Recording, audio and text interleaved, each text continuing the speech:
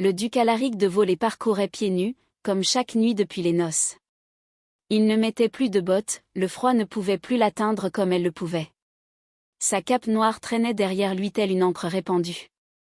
La lumière des torchers accrochait les cicatrices argentées qui lacéraient sa gorge et sa poitrine, griffures, morsures, empreintes brûlées dans la chair par un feu spectral. Les marques qu'elle lui avait laissées. Des marques qui ne guérissaient jamais.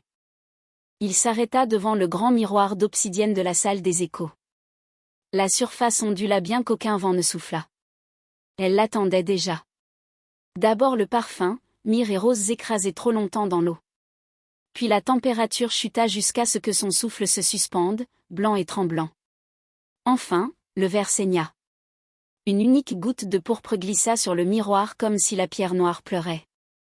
Là où elle toucha, sa main apparut, pâle, translucide, les doigts encore ornés de l'anneau nuptial qu'il lui avait forcé la nuit où il l'avait tué. Alaric, soupira-t-elle, et le prénom avait le goût d'une lame traînée lentement sur son cœur. Il ne tressaillit plus. Plus maintenant. Éléonore, répondit-il d'une voix rauque d'inusité. Toujours accroché à ce monde, petite ombre? Son rire fut un vent d'hiver dans des cloches brisées.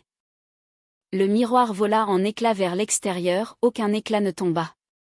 Elle franchit simplement le cadre vide, pieds nus sur le vide, sa robe de mariée pendant en lambeaux de soie blanc luné de sang ancien. Le voile dans lequel elle était morte couvrait encore son visage, trempé de cramoisi à la gorge là où son poignard l'avait ouverte. « Tu m'as enterrée dans cette robe », murmura-t-elle en flottant plus près. « Pensais-tu que la tombe me retiendrait ?» Il aurait dû détourner les yeux. Au lieu de cela il la regarda venir, comme on regarde le feu grimper vers la mèche. Elle s'arrêta à une longueur de bras, assez près pour que le givre fleurisse sur sa peau, assez près pour qu'il voie la blessure sous le voile, un sourire rouge qui ne s'était jamais refermé. « Je ne pense pas que quoi que ce soit te retienne, Éléonore. Ni les serments. Ni la mort. Ni même moi. » Elle pencha la tête. Le voile bougea, l'espace d'un battement de cœur il entrevit ses yeux, autrefois noisettes chaleureuses, désormais deux éclats de nuit sans étoiles. « Tu te trompes, dit-elle doucement. Une chose me retient encore. Le vœu que tu as prononcé sur mon corps agonisant. Te le rappelles-tu, mon époux ? Sa mâchoire se crispa jusqu'à ce que les cicatrices de sa gorge blanchissent. J'ai juré de t'aimer jusqu'à la mort. Sa voix se brisa comme la glace. La mort est venue. Ma part est accomplie. Non. Elle leva la main, des doigts glacés effleurèrent l'air à un cheveu de sa joue. Il le sentit quand même, brûlure de glace sèche. Tu as juré de m'aimer pour toujours. Le toujours n'est pas fini, Alaric. Et je viens réclamer. Il rit alors, bas et amer. Tu veux mon amour? Après ce que j'ai fait? Je veux que tu le ressentes encore, dit-elle. Chaque battement. Chaque douleur.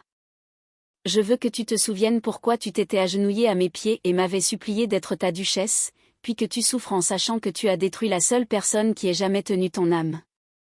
Les torchers vacillèrent. Les ténèbres avalèrent la salle jusqu'à ne plus laisser que sa lueur, pâle de cadavre et terrible. Et quand tu m'aimeras encore, poursuivit-elle, la voix tombant à un murmure de soie et de venin, quand tu donnerais des duchés entiers pour retirer ce poignard, alors seulement je déciderai de te libérer, ou de t'entraîner dans les ténèbres avec moi. Elle disparut. Les torchers se rallumèrent. Alaric resta seul, poitrine haletante, le goût fantôme de son sang sur la langue bien qu'il ne l'ait plus goûté depuis 7 ans. Il posa une main tremblante là où ses doigts avaient failli le toucher. La glace y restait comme une marque au fer. Dans le silence, le château lui-même sembla expirer. Quelque part dans la pierre profonde, des chaînes cliquetèrent bien qu'aucun prisonnier n'ait été détenu ici depuis la révolte. Quelque part, une femme qui n'était plus vivante sourit avec des dents de clair de lune et attendait que le monstre qu'elle avait épousé retombe amoureux de son fantôme. Et dans la salle des échos, le miroir d'obsidienne saigna lentement encore. Alaric ne dormait plus. Il avait essayé tous les poisons et toutes les prières, rien ne la tenait à distance. Elle venait quand la lune s'amincissait en lame mourante, se glissait par le trou de la serrure comme une fumée qui se souvenait d'avoir été chère. Cette nuit-là, elle l'attendait au pied de son lit, genoux ramenés sous la robe de mariée en ruine, le voile rejeté en arrière. La plaie à sa gorge semblait fraîchement ouverte, luisante et humide. Elle fredonnait la berceuse que sa mère lui chantait autrefois, avant qu'il ne brûlât la nurserie avec elle dedans. Il s'arrêta sur le seuil, la cape à moitié gelée sur ses épaules. « Tu as encore déplacé le lit, dit-elle sans lever les yeux. 2 pieds sur la gauche. Comme si la pierre et la mémoire ne pouvaient pas te trouver. Je pensais que cela t'agacerait. Tout en toi m'agace, mon époux. Et pourtant me voilà. » Il traversa la chambre lentement. Le givre craquait sous ses bottes nues. L'âtre était mort depuis des heures, l'air avait le goût du fer et de la myrrhe. « Nomme ton prix, Éléonore. » Sa voix raclait comme l'acier sur l'os. « Dis-moi ce qui mettra fin à cette hantise. » Elle leva la tête. La mort n'avait fait qu'aiguiser sa beauté, pommettes taillées dans l'hiver, lèvres couleur de rose gelée. La blessure souriait plus largement que sa bouche. « Il n'y a qu'un seul prix, souffla-t-elle. Aime-moi encore. Sans défense. Comme tu le faisais avant que la peur ne goûte meilleur que mes baisers. » Il rit, rauque et laid. « Tu demandes à un mort d'aimer une morte. Tu n'es pas encore mort, dit-elle en se levant. Le matelas ne s'enfonça pas, elle se tenait simplement dans l'espace qu'auraient occupé les vivants. Je sens ton pouce affolé depuis l'autre côté de la pièce. Il connaît encore mon nom. Elle dériva assez près pour que les chandelles s'inclinent loin de son froid. Le dos d'Alaric rencontra le montant du lit. Te souviens-tu de la nuit où tu m'as demandé en mariage? Sa voix s'adoucit, traîtresse. Tu t'étais agenouillée dans la neige et avais juré que tu raserais le monde avant qu'on me touche. Puis tu m'as rasé, moi. Ton père complotait. Mon père avait porté un toast trop bruyant. Tu l'as brûlé vif pour le crime de m'aimer. Le silence tomba, tranchant comme n'importe quelle lame. Elle posa sa main sur son cœur. La glace transperça soie et peau. Il haleta, le son était moitié douleur, moitié prière. Je le goûte chaque nuit, murmura-t-elle. L'instant où tu rêves de moi chaude et respirante. Tu tends la main vers un corps qui n'est plus que cendre. Ton cœur trébuche comme s'il voulait me suivre dans la tombe. Il saisit son poignet, ses doigts se refermèrent sur du givre et du souvenir. La brûlure descendit jusqu'à la moelle. Arrête. Force-moi. Pendant un battement de cœur, il faillit invoquer l'ancienne magie de mort qui avait dévoré des armées. Puis il la vit vaciller, flamme de bougie dans la tempête, et quelque chose en lui se brisa. Il la relâcha. Je ne peux pas aimer ce que j'ai assassiné, dit-il, la voix ouverte en deux. Tu le fais déjà, répondit-elle. Tu te détestes simplement plus que tu ne m'aimes. Ses lèvres planèrent à un souffle des siennes, assez près pour que le givre dessine la forme d'un baiser sur sa bouche. Chaque nuit je me nourris de ton regret, Alaric. Un jour, il ne restera plus que l'homme qui m'aimait. Alors je choisirai, t'entraîner avec moi, ou te laisser vivre avec ce que tu as perdu. Elle se dissipa, laissant le parfum des roses funéraires et le tonnerre soudain, violent, de son propre cœur. Dans le miroir au fond de la pièce, son reflet resta, souriant comme une promesse et une blessure. Alaric tomba à genoux dans le givre et pressa ses 2 mains sur sa poitrine comme s'il pouvait arracher l'organe traître avant qu'il ne le trahisse encore. Quelque part dans les pierres du château, des chaînes sans prisonniers cliquetèrent en signe d'approbation. Le château apprenait ses humeurs. Les couloirs se tordaient quand Alaric les parcourait, des portes s'ouvraient qui avaient été murées depuis les anciennes guerres, et chaque miroir saignait désormais sur son passage. Cette nuit-là, la grande salle de bal se souvenait de la musique. Éléonore dansait seule au centre, bras levés vers un partenaire invisible, robe de mariée tourbillonnant comme du clair de lune pris dans l'orage. Ses pieds nus ne laissaient aucune trace, pourtant chaque pas résonnait comme une cloche funéraire jouée à l'envers. Alaric observait depuis l'arche, poings serrés jusqu'à rouvrir de vieilles cicatrices. Elle n'avait jamais dansé à leurs noces. Il lui avait tranché la gorge avant que les violons ne lèvent leurs archets. Elle le sentit et se tourna, lente, radieuse, terrible. « Viens achever notre valse nuptiale, mon époux. » Il ne bougea pas, lâche, dit-elle, presque tendrement. L'air s'épaissit. Un orchestre invisible frappa un unique accord déchirant. Contre sa volonté, ses bottes franchirent le seuil. Les portes claquèrent derrière lui comme un tombeau qui se referme. Éléonore tendit la main. Le givre courut sur le marbre en spirale délicate et mortelle.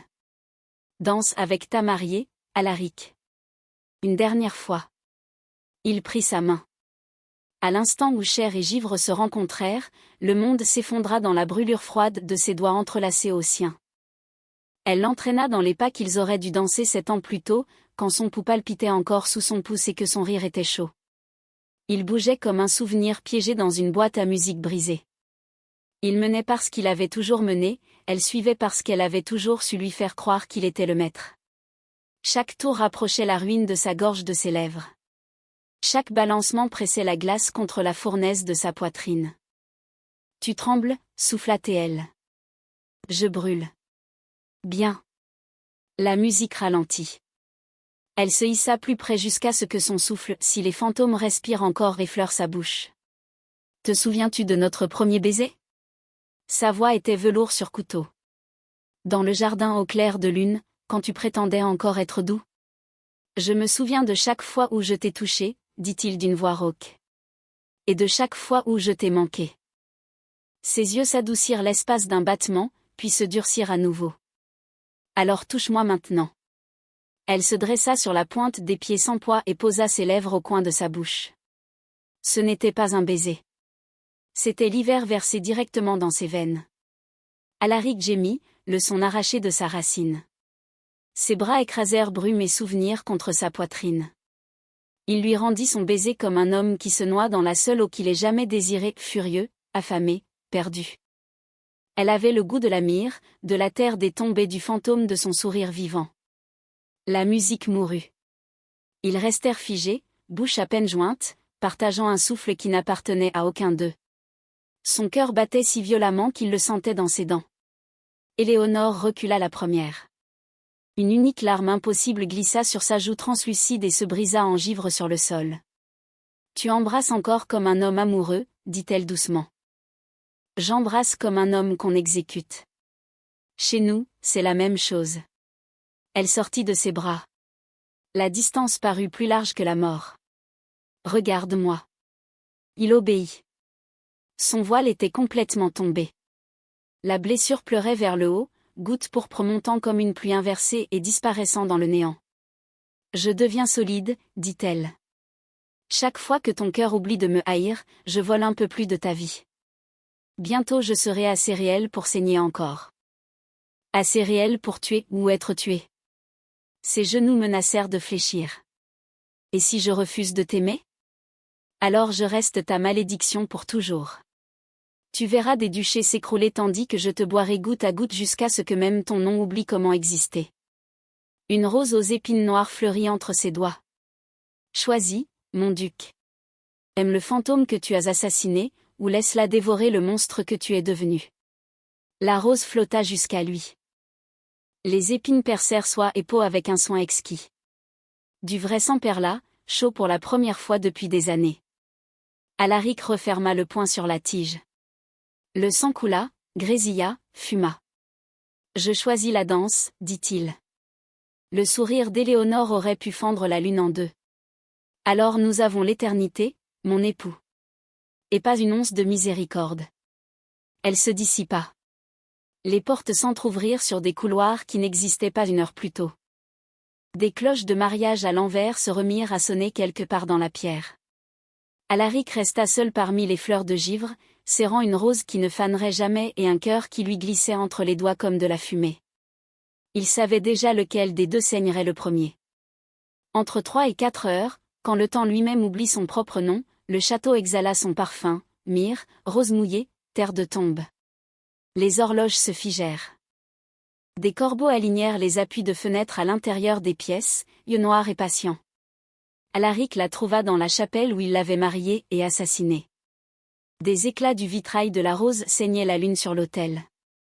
Éléonore était agenouillée exactement comme la nuit de leurs noces, mains jointes, voile rejeté, gorge ouverte comme une seconde bouche. Seuls ses genoux flottaient à un pouce au-dessus de la pierre, et la prière sur ses lèvres était une malédiction dans une langue plus ancienne que le pardon. Les portes, neuves et bardées de fer, étaient verrouillées contre lui. « Laisse-moi entrer. » Dis s'il te plaît, mon amour. Ce titre frappa plus fort qu'aucune lame. Sa voix se brisa. S'il te plaît. Les portes soupirèrent et s'ouvrirent. Il remonta lentement la nef. Chaque pas résonnait comme un cœur qu'il avait volé. Parvenu à elle, il s'agenouilla aussi, reproduisant la pose de la nuit où il avait choisi la couronne plutôt que son pouls. Éléonore tourna la tête. La blessure à sa gorge commençait à se refermer, une fine couture d'argent luisait là où la chair tentait de se ressouvenir d'elle-même. Tu guéris, murmura-t-il, horrifié, émerveillé. Seulement là où ta haine se fissure, dit-elle. Chaque fois que tu m'aimes un peu, je vole une maille de vie en retour. Il leva une main tremblante et effleura la couture qui se fermait. Elle était plus chaude, à peine, comme un clair de lune qui se souvient de l'aube. Ne fais pas ça, l'avertit-elle, mais elle se pencha quand même dans la caresse. Je t'ai tué ici, dit-il. Je t'ai tenu pendant que tu te vidais de ton sang et je t'ai dit que c'était pour le duché. Tu as murmuré que tu étais désolé, le corrigea-t-elle doucement. Ça, au moins, était vrai. Silence, épais comme l'encens. Alaric s'inclina jusqu'à ce que son front repose sur ses mains jointes. Elles étaient presque solides maintenant, il sentait de faibles os sous la peau translucide. Je rêve de tout défaire, racla-t-il. Chaque nuit je reviens à cet hôtel et je choisis autrement. Je me réveille en suffoquant sur des mots que je n'ai jamais dits. Ses doigts se dénouèrent, se glissèrent doucement dans ses cheveux comme autrefois après les batailles, quand il prétendait ne pas avoir besoin de tendresse. Dis-les maintenant. Il leva les yeux. Des larmes tracèrent des sillons nets à travers cet an de poussière. J'aurais dû dire, que le duché brûle. Je te choisis toi. Je te choisirai toujours. Éléonore tressaillit comme si on l'avait frappée. La couture d'argent flamboya, se rouvrit, une unique perle de pourpre roula sur sa clavicule comme un rubis vivant. Tu me tues encore, souffla-t-elle, émerveillement et peur entrelacées. La vérité me rend réelle. Les choses réelles saignent. Les choses réelles meurent. Alors laisse-moi te tuer de vérité, dit-il farouchement. Laisse-moi parler jusqu'à ce que tu sois assez cher pour pardonner, ou assez cher pour m'achever. Beau fou, rit-elle, brisée. Je n'ai jamais voulu ta mort. Je voulais que tu souffres comme j'ai souffert quand tu as choisi le pouvoir plutôt que mon cœur qui battait. J'ai choisi mal. Il prit son visage entre ses mains. Laisse-moi choisir bien. Il l'embrassa. Pas le baiser furieux de la salle de bal, celui-ci était lent, sacré, le baiser d'un homme qui pose chaque éclat de lui-même sur l'autel et supplie d'être refait. Elle avait le goût du sel, de la myrrhe et de la première promesse fragile de miséricorde. Quand ils se séparèrent, la blessure s'était refermée en une fine cicatrice en croissant, lumineuse comme clair de lune sur la neige. Éléonore la toucha avec émerveillement. Je sens quelque chose essayer de battre en moi. Ça fait mal. Bien, souffla-t-il contre sa bouche. Que ça fasse mal. Que nous ayons mal tous les deux jusqu'à ce qu'il ne reste que la vérité. Une horloge oubliée se mit à sonner 4 coups impossibles. Sa silhouette vacilla follement. Non, pas encore. La chapelle se dissipa. Alaric s'agenouilla seul dans un couloir vide, main en coupe autour de givre et de souvenirs. Sur le sol gisait un unique pétale blanc bordé de sang frais et chaud. Il le pressa contre ses lèvres et goûta la vie qui revenait à la femme qui l'avait assassiné. Pour la première fois en 7 ans, le duc tyran pleura sans honte, car son fantôme apprenait à vivre de nouveau, et le prix ne faisait que commencer à être payé. Éléonore saignait vers l'existence. Du pourpre perlait de ses poignets, du creux de sa gorge, du coin de ses yeux, fils fins et vifs qui restaient chauds un battement de cœur avant de s'évaporer en vapeur. Chaque goutte était volée aux veines même d'Alaric. Il se sentait s'amincir, comme givre sous un soleil soudain. Il la trouva à l'aube qui refusait de venir, assise sur les marches du trône d'obsidienne. La robe de mariée formait autour d'elle une mare de clair de lune répandue. Ses paumes ouvertes reposaient sur ses genoux, le sang s'y accumulait comme si elle recueillait la vie elle-même. « Je sens le soleil derrière mes yeux », dit-elle sans se retourner. « Il brûle. Cette chaleur est la tienne, n'est-ce pas ?» Alaric traversa la salle comme s'il pataugeait dans une eau profonde. Son pouls semblait étiré, fragile. Reprends-la, racla Théil. Je t'aimerai comme brume. Je t'aimerai comme souvenir. Arrête seulement de saigner. Elle leva le visage. Le noisette revenait, noyant le noir sans fond de ses pupilles. Menteur, souffla Théel, presque affectueusement. Tu me veux solide plus que tu ne veux un autre lever de soleil. Il s'agenouilla, prit ses poignets saignants dans ses mains. Le sang était chaud, d'une réalité choquante. Il s'infiltra dans sa peau comme accusation et absolution à la fois. Arrête, supplia Théil. Je t'en prie. Je n'ai pas écrit les règles, dit-elle. Mon dernier souffle les a forgées. Une seule chose brise la malédiction maintenant. Nomme-la. Elle prit sa main poisseuse de sang et la pressa sur son cœur. Sous une chair nouvellement tiède, quelque chose de petit et frénétique battait contre sa paume. Choisis-moi, dit-elle. Pas avec de jolis mots. Avec la seule chose que tu n'as jamais abandonnée. Pose la couronne à mes pieds et pense-le vraiment. Laisse le duché pourrir s'il le faut. Choisis-moi au-dessus du pouvoir que tu m'as tué pour garder. Derrière elle, le trône attendait comme un bourreau patient. La couronne de fer noir et de larmes gelées luisait de 7 ans d'atrocité. Alaric la regarda fixement. Chaque conquête, chaque hurlement, chaque goutte de sang qu'il avait versée pour la garder était martelée dans son poids. Il se releva, la tirant doucement avec lui. Sa main dans la sienne était terrifiante de vie. Au sommet des marches, il s'arrêta. La couronne reposait sur du velours de minuit. Il la souleva. Elle était plus lourde que la damnation. L'espace d'un battement de cœur, il vacilla. Puis il s'agenouilla non devant le trône, mais devant elle et posa la couronne à ses pieds nus et saignants. Je n'ai jamais été le duché, dit-il, voix rauque, stable, dépouillé de tout sauf de la vérité. J'étais seulement le lâche qui croyait pouvoir garder à la fois une couronne et ton cœur qui battait. Éléonore fixa le cercle de fer, puis lui. De vraies larmes, chaudes, glissèrent de ses cils et frappèrent la couronne avec de petits sons vivants. Le saignement cessa. Un soleil impossible, féroce, perça par la plus haute fenêtre et les peignit d'or. Au-delà des remparts, les nuages éternels se déchirèrent comme de vieilles blessures enfin autorisées à guérir. Éléonore vacilla. Alaric la rattrapa avant qu'elle ne tombe, berçant son poids nouveau, fragile. Son cœur tonnait contre ses côtes, rapide, terrifié, glorieusement vivant. Je t'ai choisi, souffla Théil dans ses cheveux. À toi maintenant de choisir ce qui vient ensuite, ma duchesse. Miséricorde ou vengeance. Je suis à toi dans les 2 cas. Elle s'accrocha à lui, tremblante, et pour la première fois en 7 ans le château retint son souffle dans un silence parfait. Plus de chaînes. Plus de cloches à l'envers. Seulement 2 personnes saignant de la même coupure, attendant de voir qui oserait pardonner le premier. Le soleil resta. Pendant 3 jours il resta bas et doré au-dessus de Vaux-le-Roi, comme s'il craignait de monter trop haut et de rompre le sortilège. Les serviteurs qui n'avaient pas vu la lumière depuis des années pleurèrent dans les cours. Les corbeaux s'envolèrent.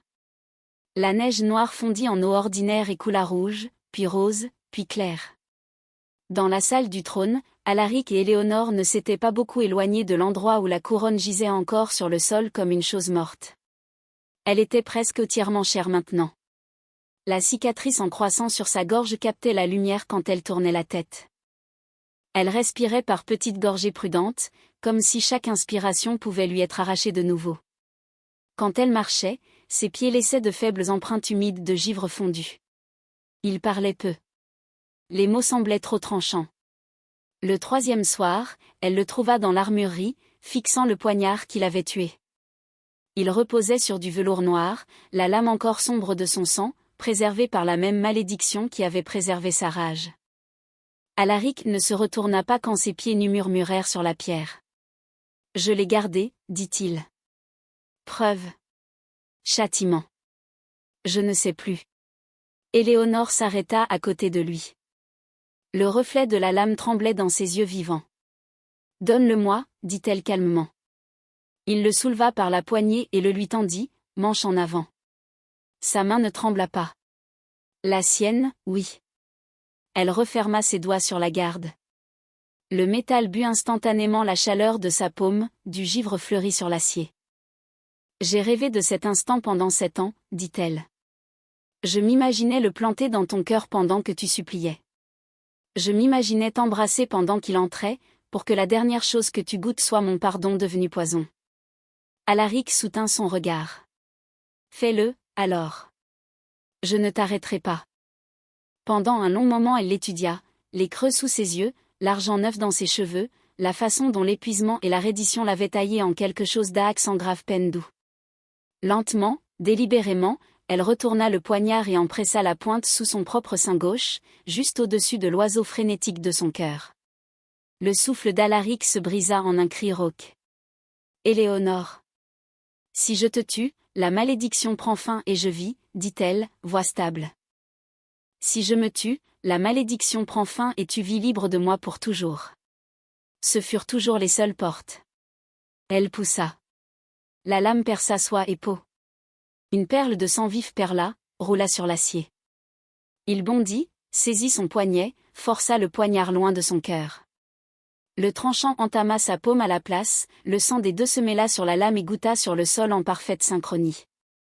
Jamais, gronda Théil, l'arme traçant des sillons nets dans la crasse de son visage. Je n'achèterai pas ma paix avec ta seconde mort. Alors qu'est-ce qu'on fait, cria-t-elle, la première fois qu'elle haussait la voix depuis son retour. Marcher main dans la main vers un avenir doux? Prétendre que le passé est de la cendre qu'on époussette de nos vêtements? Je me réveille encore en cherchant la blessure que tu m'as donnée. Tu te réveilles encore en goûtant mon sang. Il n'y a pas de pardon propre ici, Alaric. Il prit le poignard de ses doigts tremblants, le retourna, sans hésiter, le planta dans sa propre main gauche, la clouant à la table de bois entre eux. Le sang jaillit, épais et chaud. Elle octa. Regarde-moi, dit-il entre ses dents serrées. Cette main a tenu le couteau. Cette main a choisi la couronne. Qu'elle souffre jusqu'à ce que l'os se souvienne de ce que l'esprit essaie d'oublier. Éléonore le fixa, horrifiée, fascinée. Puis elle tendit les deux mains plus petites, entoura la garde et tira la lame d'un coup humide et terrible. Le sang gicla, il chancela mais resta debout. Elle pressa sa poitrine saignante contre sa paume saignante, mêlant leurs blessures. Alors que la douleur soit partagée, souffla Théel. Qu'elle nous marque tous les deux pareils. Plus ton crime, ma vengeance. Seulement notre blessure. Leurs fronts se touchèrent. Leurs souffles se mêlèrent. Les larmes tombèrent dans les plaies ouvertes et brûlèrent comme miséricorde. Dehors, le soleil glissa plus bas, peignant l'armurerie en cramoisi.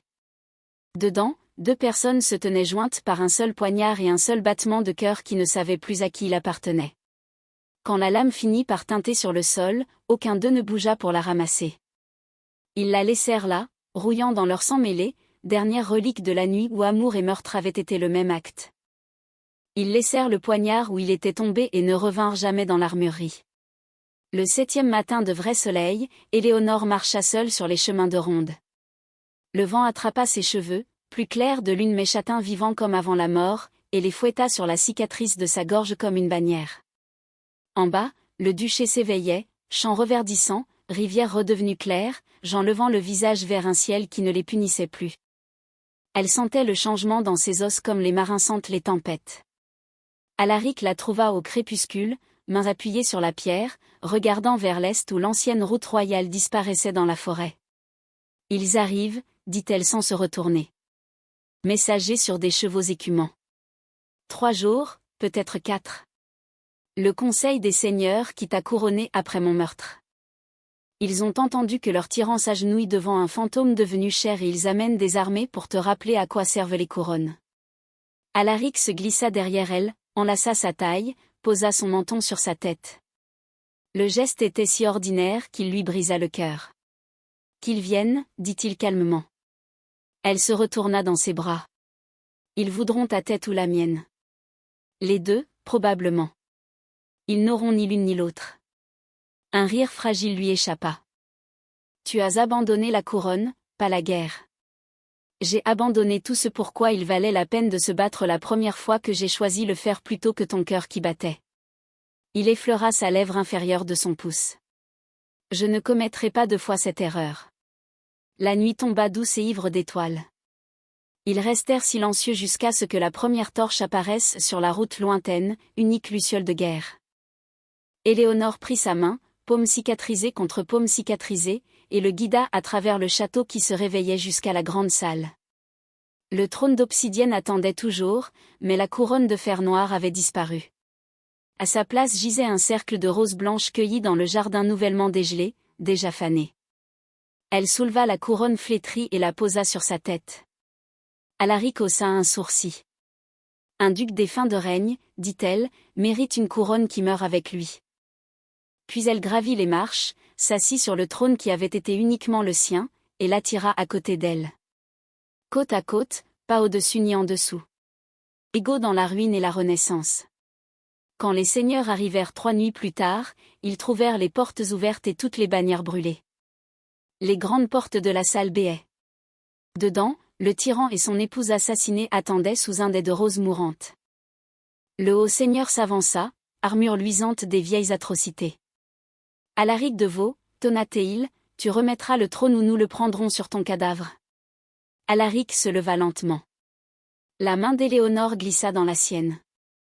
Je l'ai déjà remis, dit-il, la voix portant comme l'hiver qui se souvient du printemps. À elle. À la femme que j'ai tuée pour ce siège. Si vous le voulez, il vous faudra nous tuer tous les 2 encore. Le silence s'abattit sur la salle. Éléonore se leva. La cicatrice à sa gorge capta la lumière des torchers comme une promesse d'argent. J'ai été votre duchesse pendant 1 heure, dit-elle, chaque mot clair et sans peur. Pendant cette heure, mon époux m'a appris ce que coûtent les couronnes. Maintenant je lui enseigne ce que coûte l'amour. Le trône est cendre. Le duché est à vous si vous voulez encore quelque chose bâti sur le sang d'une mariée. Elle leva leurs mains jointes. Entre leurs paumes gisait la couronne de fer noir, fondue dans l'âtre la nuit précédente en un anneau tordu et laid. Ou bien, poursuivit-elle doucement, vous pouvez repartir avec vos vies et laisser le monde recommencer sans nous dedans. Les seigneurs regardèrent la couronne fondue, la cicatrice, la façon dont tout le corps d'Alaric se courbait protecteur autour de la femme qu'il avait autrefois détruite. L'un après l'autre, ils descendirent de cheval. L'un après l'autre, ils s'agenouillèrent. Pas devant un duc. Devant l'espace entre un monstre et le fantôme qui avait fini par le dompter. Alaric sentit la dernière chaîne dans sa poitrine se briser. Il se tourna vers Éléonore, les yeux humides, et murmura si bas que seule elle pouvait l'entendre. Je brûlerai 1000 duchés pour te garder vivante. Elle sourit, petit, farouche, vivant, et répondit, alors que ce soit le dernier feu. Ensemble ils sortirent de la salle, passant devant les seigneurs agenouillés et les roses mourantes, dans une nuit qui sentait le dégel et les secondes chances. Derrière eux, le château de Vaux-le-Roi commença à s'effondrer, doucement, comme un château de sable caressé par la marée. La pierre soupira en poussière. Les épines fleurirent en une nuit en rose blanche qu'aucun hiver ne tuerait plus jamais. Au matin il ne restait plus qu'une colline vide et un cercle de roses autour de 2 séries d'empreintes qui s'éloignaient. Personne ne les retrouva jamais. Certains disent qu'ils moururent ensemble quand le château s'écroula. D'autres disent qu'ils devinrent simplement l'histoire que les parents racontent aux rois infidèles, aime la chose que tu crains de perdre, ou perds la chose que tu aimes. Et quelque part, loin des trônes et des tombes, un homme et une femme aux cicatrices assorties marchent main dans la main sous des étoiles ordinaires, apprenant à vivre avec le poids d'un amour qui détruisit autrefois un duché et refusa ensuite de le laisser renaître. Des années plus tard, les voyageurs sur l'ancienne route du Nord trouvent parfois un cottage au bord d'un jardin de roses sauvages qui n'y était pas auparavant. Les roses fleurissent blanches même en plein hiver, et leur parfum porte un léger goût de myrrhe et de fer. Dedans vit un vieux couple qui se tient à l'écart du monde. La femme soigne les roses avec des mains qui portent encore de fines cicatrices d'argent aux poignets et à la gorge. Elle fredonne des berceuses qui font s'allonger les loups comme des agneaux et changent la direction des tempêtes. Les enfants disent que son sourire est la chose la plus douce du monde, mais quand elle se met en colère le ciel s'assombrit bien que le soleil brille encore. L'homme coupe du bois du même rythme régulier chaque matin. Sa paume gauche est une carte de tissu cicatriciel, il ne porte jamais de gants, même dans la neige. Il ne raconte pas d'histoire de bataille ou de couronne. Il enseigne plutôt aux garçons de passage comment tailler des sifflets dans le saule et comment dire pardon quand les mots ne suffisent pas. Ils n'ont plus de nom que le monde se souvienne. Au crépuscule ils marchent dans les allées du jardin main dans la main, l'en maintenant, os craquant comme de vieilles portes. Parfois ils s'arrêtent sous une arche lourde de roses blanches et se respirent simplement l'un l'autre. Certaines nuits, quand la lune est mince et tranchante, les voyageurs jurent les voir plus jeunes, un grand homme aux yeux hantés et une femme à la cicatrice en croissant qui luit comme clair de lune sur l'eau. Ils dansent pieds nus parmi les roses sur une musique que seuls entendent, et si vous regardez trop longtemps vous pleurerez sans savoir pourquoi. Personne ne sait d'où ils viennent. Personne ne demande. Le jardin garde ses secrets, et les roses ne parlent jamais du château qui se dressait jadis sur cette colline, ni du duc qui fit fondre sa couronne, ni du fantôme qui apprit à saigner de nouveau. Elles ne font que fleurir, année après année, blanches comme le pardon, rouges au cœur là où les épines se souviennent de tout. Et si vous restez très immobile à minuit, vous pourriez entendre deux voix portées par le vent. Je t'ai choisi. Je t'ai choisi en retour. Puis le silence, vaste et tendre, comme le calme après qu'une longue guerre s'est enfin terminée dans deux poitrines qui apprirent à battre à l'unisson.